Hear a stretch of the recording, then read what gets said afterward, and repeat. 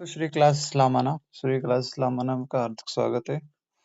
हम कक्षा 10 की गणित देख रहे हैं और कुछ महत्वपूर्ण प्रश्नों के साथ रिवीजन करने की कोशिश कर रहे हैं ताकि जो अभी आने वाले एग्जाम चल रहे हैं, अभी आपके एग्जाम चल रहे हैं, उसमें मैथ का पेपर भी बाकी है। तो मैं कोशिश करूंगा कि पेपर होने से पहले आपके सारे क्वेश्चन करवा दूं। और इसी कड़ी में इसका 25वां पार्ट है। इससे पहले 24 पार्ट हो चुके हैं।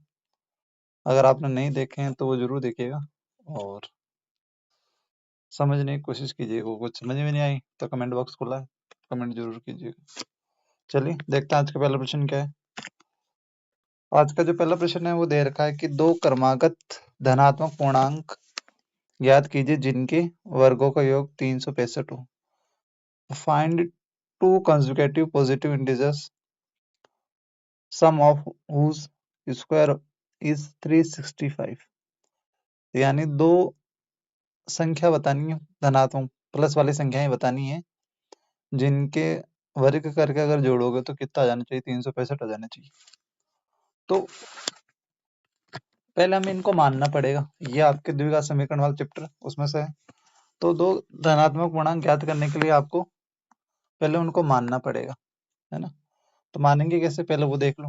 जैसे मान लो कि धनात्मक पूर्णांक है तो गिनती है आपकी, है ना। तो गिनती कितनी, एक और दो संख्या लेनी है। तो यहाँ से पहली संख्या हम एक लेंगे, दूसरी मान लो 2 है। तो मानो कि 1 से 2 पे जाना है हमें, है ना। तो गैप कितने का है, देखो इन दोनों के बीच में गैप कितने का रहेगा, 1 का। चाहे 2 और 3 ले लो, धनात्मक पूर्णांक में यही है, एक एक की गिनती है। तो इसमें भी गैप कितने का रहेगा, 1। यानी अगर हमें पहली संख्या में अगर 1 जोड़ेंगे तभी दूसरी संख्या पा सकते हैं। अब मैं कहूँगा भाई कि ये पहले वाली संख्या को हम मान लेते हैं x, है ना। अब दूसरी वाली संख्या क्या बनेगी, पहले वाली संख्या को हमने 1 नहीं मान के x माना। तो हमें इस दूसरी संख्या पे जाने के लिए पता है आपको कितना जोड़ना पड़ता है, 1 जोड़ना पड़ता है। यानी दूसरी संख्या बनाने के लिए x में कितना जोड़ना पड़ेगा, 1। यानी जो पहला धनात्मक पूर्णांक हो जाएगा वो x और दूसरा धनात्मक पूर्णांक क्या हो जाएगा, 2, x प्लस 1। अगर ऐसे और बनाना तो x प्लस 2 हो जाएगा, तीसरा हो जाएगा। लेकिन अभी हमें 2 ही चाहिए, तो पहला हमारा x हो जाएगा और दूसरा x प्लस 1 हो जाएगा। चलो इसको अच्छे से लिख लेते हैं, ये समझाने के लिए था। तो यहाँ लिखेंगे माना कि प्रथम या पहला लिख लीजिए आसान। माना कि पहला धनात्मक पूर्णांक क्या है, x। और जो दूसरा वाला है, दूसरा धनात्मक पूर्णांक,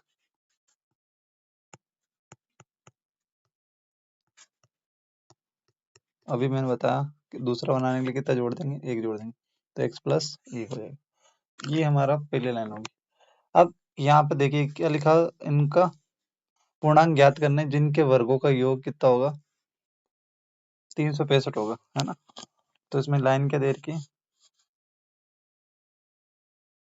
इनके धनात्मक पूर्णांक को, है ना।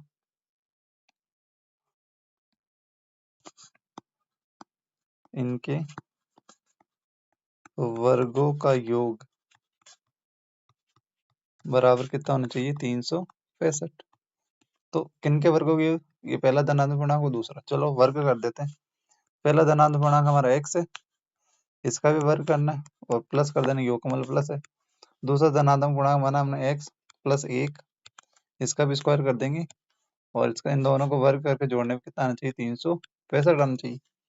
अब इसको सॉल्व करते हैं। देखो सॉल्व करेंगे तो क्या आ जाएगा, x का अगर स्क्वायर करेंगे तो ये x स्क्वायर बन जाएगा, प्लस इसको खोलना है, ये ब्रैकेट है तो ये फॉर्मूला बनेगा। कौन सा फॉर्मूला से खुलेगा, एक a प्लस बी के होल स्क्वायर से। तो ये हो जाता है a square plus 2ab plus b square, है ना। तो एक वन यहाँ पर, ये फर्स्ट वाला a होता है, सेकंड वाला b होता है। तो फर्स्ट वाला आ जाएगा एक्स स्क्वायर प्लस 2, a का मतलब x, b का मतलब 1 प्लस 1 का स्क्वायर बराबर कितना दे रखा, 365। तो देखो इनको जोड़ दो, एक्स स्क्वायर कितने टाइम से, 2 टाइम से, तो 2x स्क्वायर। अगर इन सबको गुणा करेंगे, 2 को x से गुणा करेंगे 2x आ जाएगा, तो x स्क्वायर x से गुणा करेंगे तो भी 2x आएगा, तो आ जाएगा 2x। 365 यहाँ प्लस में, इधर आएगा तो माइनस में हो जाएगा, तो +1 माइनस के 365, इधर क्या बच गया 0। अब देखो ये बच गया 2x² प्लस 2x, ये दोनों संख्याएं अलग अलग है तो घटेगी, 365 में से 1 घटा दो तो माइनस के 364 बचेंगे, बराबर में 0। अब इसको सॉल्व करने के लिए इसको कट कर लो आप, 2 को टेबल से कट करेंगे, देखो 2 से कट गई, ये भी 2 से कट गया, 2 से इसको भी काट देंगे, तो यहाँ क्या बच गया, यहाँ बच गया x² प्लस x माइनस 2 एकम 2, 1 बच गया, 2 अंटी 16 और 2 दूनी 4, बराबर में 0। अब इसको आप सॉल्व करना चाहना हो, ये आपके द्विघात समीकरण बन गया, इसको सॉल्व करना है, और सॉल्व करने के लिए आपको द्विघात समीकरण लगा सकते हैं। उसको सॉल्व करने के लिए सबसे पहले यहाँ पे a मानना पड़ेगा, ये फर्स्ट वाला a हो गया, यहाँ पे b होगा और ये हमारा c है। तो x² का गुणांक a कहलाता है, तो x² किससे गुणा हो रखा है, यहाँ कुछ नहीं तो कितना मानना है 1, यहाँ पे कुछ नहीं कितना मानेंगे 1, यानी जो फर्स्ट वाला वो a कहलाता है, a का मान हो गया 1, जो b है वो हो गया, वो भी 1 हो गया, और जो c है वो दे रखा माइनस के 182। अब आगे क्या करना, देखो अब हमें द्विघात समीकरण वाला फॉर्मूला लगाना, द्विघात समीकरण का जो आचार्य सीधर आचार्य का सूत्र होता है वो लगाना। वो क्या फॉर्मूला है सीधर आचार्य का, वो है x बराबर minus b plus minus under root b² minus 4ac बटे में 2a, है ना। अब इसको जो b² माइनस 4ac है ना, इसको अलग से याद रखिएगा, इसी को d बोलते हैं, d बराबर ही बोलते हैं, d बराबर होता है b² माइनस 4ac। ये भी बहुत इंपॉर्टेंट फॉर्मूला, इसको भी याद रखिएगा।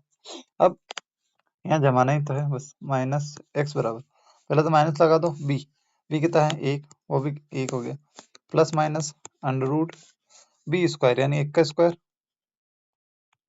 माइनस 4 इंटू ए यानी 1, c यानी माइनस के 182 हो गया।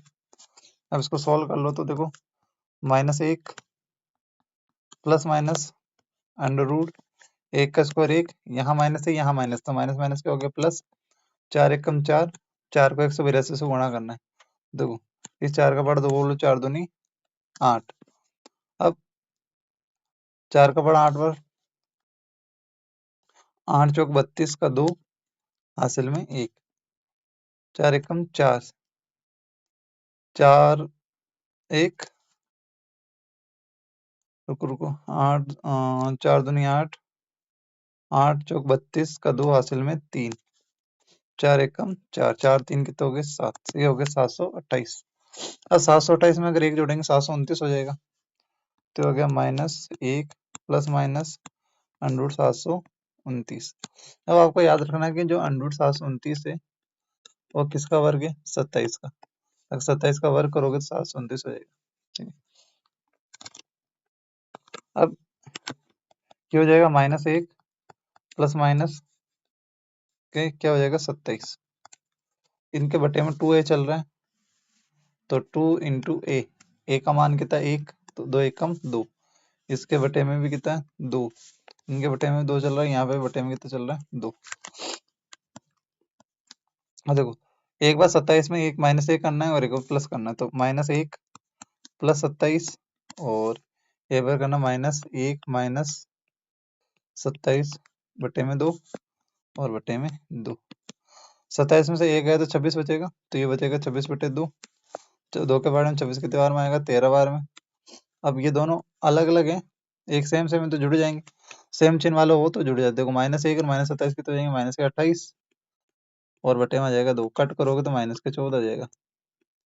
अब हम -14 लेंगे नहीं आंसर, क्योंकि धनात्मक पूर्णांक है, तो इसलिए हमारा जो x का मान आया वो आया है 13, ये हमारा जो पहला धनात्मक पूर्णांक हो जाएगा, जो हमारा पहला धनात्मक पूर्णांक हो जाएगा वो हो जाएगा 13, और जो सेकंड वाला है वो कितना हो जाएगा 14, यानी जो हमारा आंसर आ जाएगा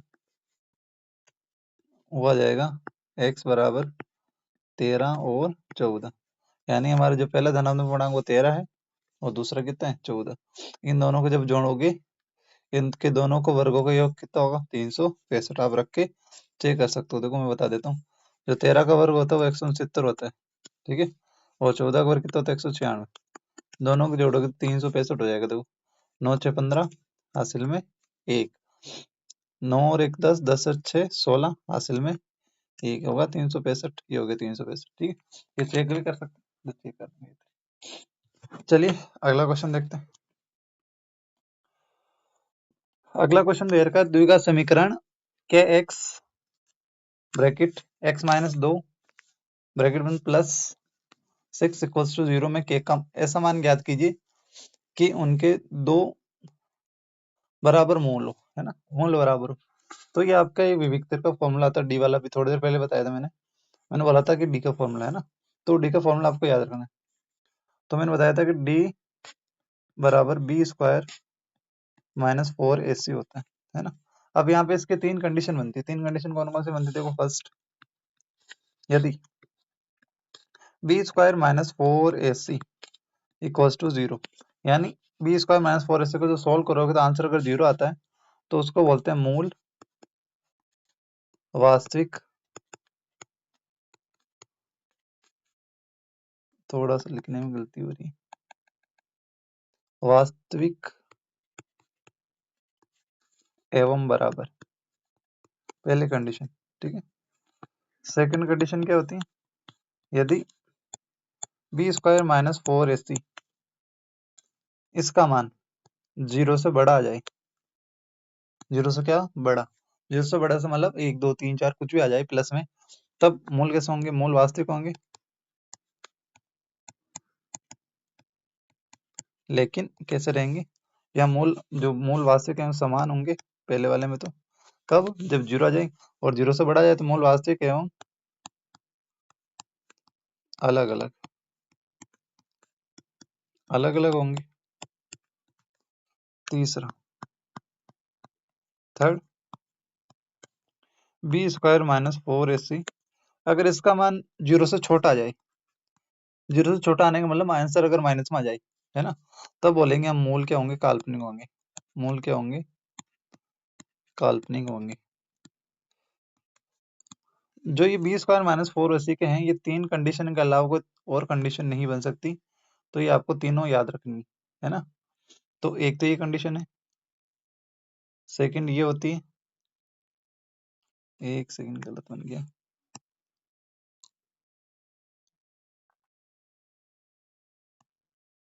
सेकंड ये होती है, और जो थर्ड है वो ये।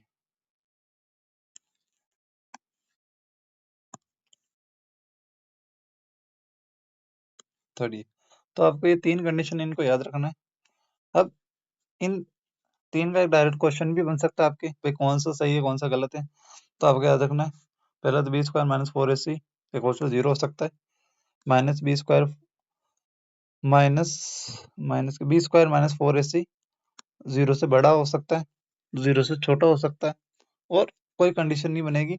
और ये फॉर्मूला याद रखना, आपको पूछ सकते हैं क्वेश्चन। अब इन्होंने बोला कि मूल कैसे हैं, दो मूल कैसे हैं, दो मूल बराबर दे रखे हैं। बराबर कब होते हैं, जब बराबर में क्या है 0, यानी हमें ये वाला कंडीशन लेनी, फर्स्ट वाली कंडीशन में क्या है, ये है कि b square minus 4ac equals to क्या है 0। ये है, तो यहाँ पे बी का मान रख लेंगे। देखो पहले तो इसको द्विघात समीकरण के रूप में लाना पड़ेगा इस वाले को। तो इसमें क्या करना पड़ेगा, जो ये बार के एक्स है इसको दोनों से मल्टीप्लाई कर दो। जब दोनों से मल्टीप्लाई करेंगे, देखो के एक्स को अगर एक्स से मल्टीप्लाई करेंगे तो ये बन जाएगा के एक्स स्क्वायर माइनस के एक्स को अगर 2 से गुणा करोगे तो ये बन जाएगा 2 के एक्स, बार में प्लस 6 दे रखा है इक्वल्स टू में 0 दे रखा है। तो ये फर्स्ट वाला ए है, ये बी है और सी है। तो यहाँ लिख लेंगे जो ए की वैल्यू है, ए का मतलब तो क्या हो गया, और जो बी है वो हो गया -2k, और जो सी बराबर हो गया वो कितना हो गया 6 हो गया। अब यहाँ रख लेते हैं, सॉल्व करते हैं इसको। देखो सबसे पहले बी स्क्वायर है, बी स्क्वायर यानी -2k, इसका होल स्क्वायर कर देंगे, माइनस 4 इंटू ए का मतलब होता है के, यहाँ के ए का मतलब और सी कितना है 6 बराबर में क्या दे रखा 0। इसको सॉल्व करेंगे तो देखो 2 का स्क्वायर कितना होता है 4, साथ में k है तो 4k स्क्वायर हो जाएगा, माइनस 4 का पार्ट है 6 पर बोलेंगे 4 छंग 24 k बराबर में 0। अब यहाँ से कॉमन लेना है, दोनों में कॉमन क्या है, एक तो k कॉमन है और दोनों कौन से पार्ट है, मतलब 4 के पार्ट है तो 4 कॉमन लेंगे, 4k कॉमन आ गया तो यहाँ बचेगा k माइनस 4 के पार्ट में 24 की दीवार आएगा 6 बार 4 संग 24 बराबर 0। अब यहाँ पे देखो दो गुणनखंड बन गए, एक तो ये बन गया एक ये बन गया, दोनों के बराबर में कौन है 0 तो 0 को बराबर लिख देते हैं। एक तो हो जाएगा 4k बराबर 0 और एक हो जाएगा k माइनस 6 बराबर में 0। अब 4 यहाँ गुणा में इधर आएगा तो भाग में, तो 4k बराबर 0/4 और k बराबर क्या हो जाएगा 0, पहला आंसर। दूसरा 6 यहाँ माइनस में उधर जाएगा तो प्लस में हो जाएगा, तो k बराबर ये कितना हो जाएगा 6, यानी यहाँ k का मान कितना है 6, क्योंकि k का मान कभी 0 लेते नहीं है, कंसिडर नहीं करते, इसलिए k का मान क्या रहेगा 6, यानी इस आंसर में जो k का मान पूछ रहे हैं है ना, इस k का मान कितना हो जाएगा 6 हो जाएगा। ठीक है, तो उम्मीद करता हूँ आपको क्वेश्चन समझ में आएंगे और मेरे समझाने का तरीका अच्छा लगा होगा। अगर वीडियो अच्छा लगे तो वीडियो को लाइक करना ना भूलिएगा, चैनल को सब्सक्राइब भी जरूर कीजिएगा और जिनको ज़्यादा ज़रूरत है उनके साथ ज़रूर शेयर कीजिएगा ताकि उनकी भी मदद हो सके। और तब तक के लिए गुड नाइट, धन्यवाद।